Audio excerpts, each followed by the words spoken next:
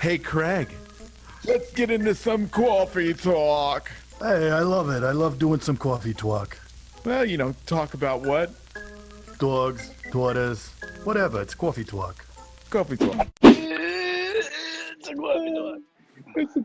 Hello, Mr. Craig. Well, hello, Mr. Jason. It feels like a long time since we've recorded a... Your mug's cute. Look at this. It's got a... Oh, you can't... Oh. It has a little kitty cat on it. There it is. So we don't have our mics because we're talking on our little air potties. Yeah, and I'm out here in this wasteland. Right. Here in Well, the apocalypse. we're not doing too much better over there. No, we're COVID creeping. If I see a zombie come up behind you, I'll let you know. Craig, how are you handling the whole lockdown? Well, it's tight quarters over here. Tight Well, quarters. Doesn't look tight. It looks like you're out in the field. Well, I had to get away, had to break away. But, you know, as we were just talking before, in many situations, you're either going to look at whether or not this situation is an opportunity or a challenge, right? And oftentimes, those challenges, if you can find the opportunity within the challenge, then you're making progress, right? Now you're cooking with propane or gasoline, right? And I like briskets too, though. Brisket. I mean, then you need the little pellets in the smoker. But whatever you're using, briskets are delicious, and you have to find that opportunity. Yeah. Right. So true, because we've talked to so many people, and it's so divided right now. Some people are going all in, and some people are just on the sidelines waiting for the storm to pass. Mm-hmm. And you had some thoughts on that, Mr. Craig? Well, yeah. When's the storm going to pass? We don't know, and it seems like they keep pushing back the date. Yeah, but, I mean, it's funny. This morning I read, or not read. I mean, well, I guess you read. I saw Twitter that Trump was talking about, that they will soon have a plan for when they will lift the shutdown. Okay, so they're not going to soon lift the shutdown. They're going to soon have the plan for when they will then lift the shutdown, which then who even knows if that's even accurate, right? But as you read, around the interwebs, and I saw something on Facebook too, pen just landed in my cup, saw on Facebook too, that they're thinking 18 months. Yeah. 18 months, right? So a year and a half. Yeah. Now, if you hunker down and wait it out, likely a year and a half is long. That's probably when the vaccine is around. When they get the vaccine, they'll start easing stuff fairly soon, probably. But you wait it out. I think not only are you putting yourself at a distinct disadvantage, but you're missing, quite possibly, Jason, the biggest opportunity of a lifetime. I think you are right, but let's just clarify what you mean by that, because it seems like it's not an opportunity, that it's a devastation, which it is. But what do you mean by that, Mr. Craig? Well, I'm going to tell you, Mr. Jason, what I mean by that. If I'm sitting here thinking that this is a huge challenge, it's the biggest, worst thing that's ever happened, then likely many others are too. So what is the likelihood that many others are going to go and double down right now? The old S&N, slim and none. Slim to none. That's right. Right. I'd say right now, for those of you who are card counters, this is the time when the count is really high and you should be pushing in and making the big bets. Okay. And if not, then we're all screwed and we're done anyway. Who cares? Have your guns and whiskey ready. But no, I mean, it literally is the time.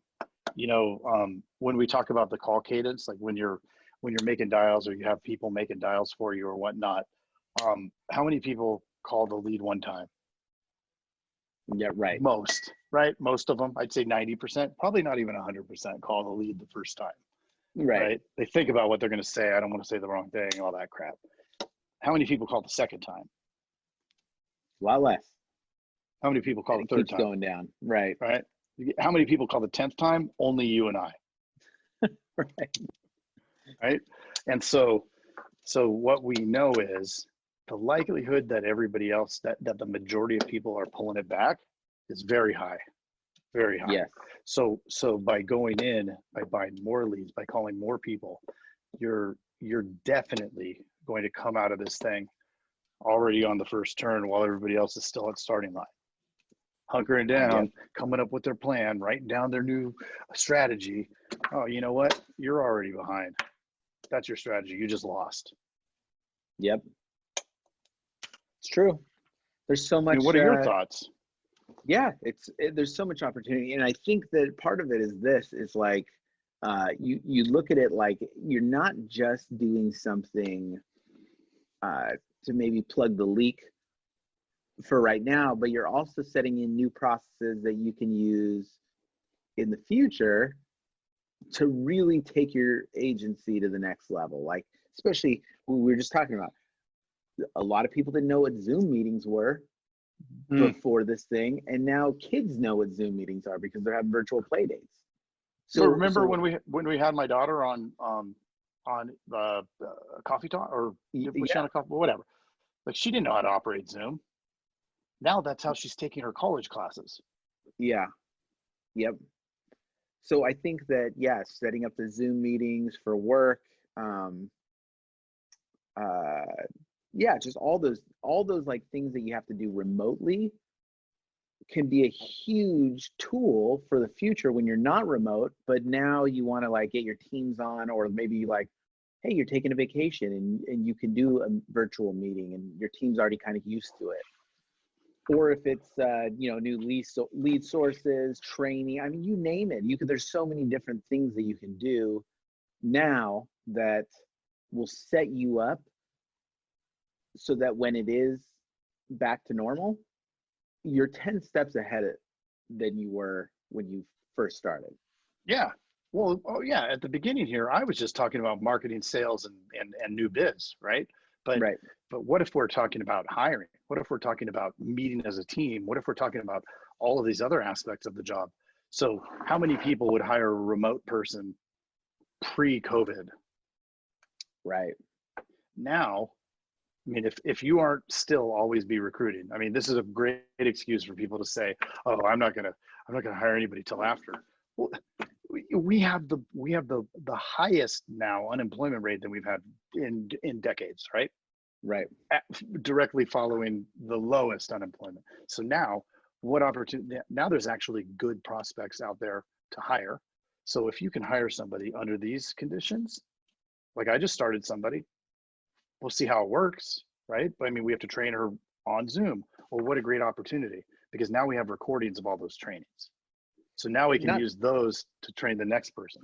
And not to mention, it's something that is probably not going to work out incredibly well at first, but you would have never tried this if things were back to normal, because there is a steep barrier to entry when it comes to learning how to do this. But now you're going to do it. And so by the time this thing's over, there is going to be a process where you can teach people on Zoom. If you can now hire throughout the state and you're not just subject to that one area and you have a solid process by then, you're going to be able to crush it. I mean, that's a huge limitation to agencies, is when you have to hire someone that's right near the office or something like that. Right. But now I can dip into the Phoenix pool. I can dip into the Flagstaff pool. I can dip into wherever, right? Yep. Prescott, Safford, Thatcher, all those great places. Prescott. Sure, you betcha. Yeah. I like it, man. You betcha, Mr. Jason. So, and you and I have partnered with some people to bring some services to agents to help them kind of take their agencies to the next level. And that's something that we did, that we came up with within this time too, which is fantastic. Hey. You're on Coffee Talk. You're on Coffee Talk. What? All right, bye. She's driving up to ASU to pick up the rest of her stuff. Asu. Asu. You don't have to spell it out, Gesundheit. Mr. Craig. Gesundheit.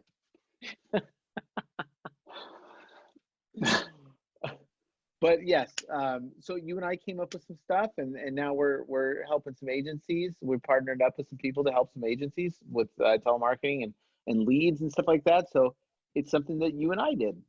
So and there's always those times that, you know, and even if it's, no matter what it is, there's either we can learn through this time, we can take businesses to the next level, or just implement little things.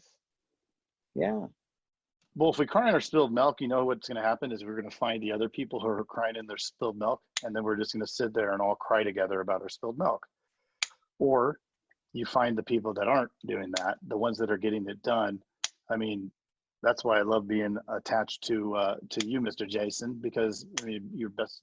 You did really well, your company, and you're crushing it with using those telemarketers. I mean, that's why I modeled that whole system. I mean, I'm not a genius over here. I'm gonna model what the best of the best are doing. That's what we did. So it's all the same. Yeah. And you copy what Russell Brunson's doing.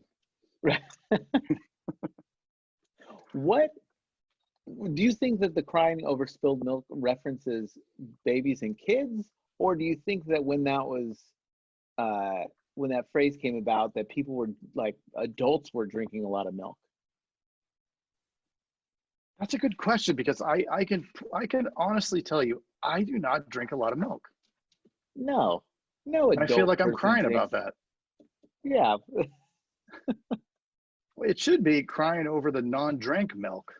Do you say milk or do you say milk? I don't know. Milk. I like milk. I could see adults being, crying over spilled whiskey. Yeah. In my old days, I would have. Wine. Yeah. And I don't know that I'd cry over spilled milk. I'd get angry over spilled milk. Right. I'm sure you got emotional a few times. Who, me? Oh, boy. I think that's a coffee talk. Yeah. Thanks for joining. Thanks for joining. Take advantage of this time, everybody. Yeah. Take advantage. Have a cup of coffee. Shoot us a message. You know what? Join the group. Join the group. Join the mailing list. Now we have weekly mailing lists to keep everybody newsletter. Plugged in. It's called the Dudes Letter. The Dudes Letter, so we can all stick around each other and be positive together. You know, it's funny when somebody joins the group. It asks, "Did you sign up for the Dudes Letter?" And some people say, "No, I don't understand why you wouldn't want the Dudes Letter in your inbox once a week." I don't know, Mr. Craig. I bet those are the same people that don't go and leave a review over on iTunes. If you haven't left a review, Jason will shave his head if you leave the best review. Yes. Right here on Coffee Talk. Yep. That's a Coffee Talk. Oh, got a sale. Ooh, all right. Coffee Talk. Auto. Ooh. There you go. There you go. Coffee Talk. All right. Coffee Talk. Coffee Talk. Coffee. Hey, you've got to check out the Insurance Dudes Inner Circle coming soon, where you get extended interviews as well as live coffee talks in our private Facebook group. Join the mailing list today at theinsurancedudespodcast.com. Hey, thanks for checking out the Insurance Dudes. Hey, please subscribe. We got some really great stuff coming out.